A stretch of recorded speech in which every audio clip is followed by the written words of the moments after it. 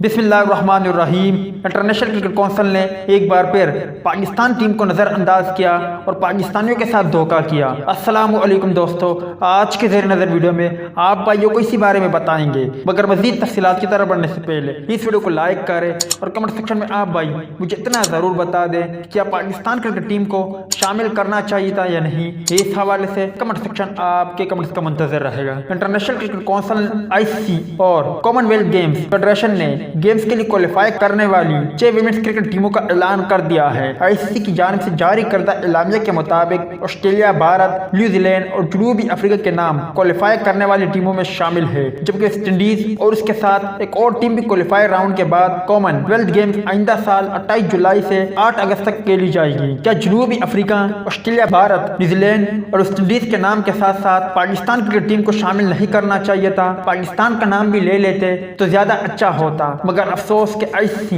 International cricket council नहीं बल्कि Indian cricket council है। वाज़ह रहे कि क्रिकेट के खेल को दूसरी बार कॉमनवेल्थ गेम्स का हिस्सा बनाया गया है, जबकि विमेन क्रिकेट पहली बार इन खेलों का हिस्सा बनी है। इससे कबल कॉमनवेल्थ गेम्स में मेंस वनडे क्रिकेट का इवेंट 1998 में कोल्हापुर में हुआ था।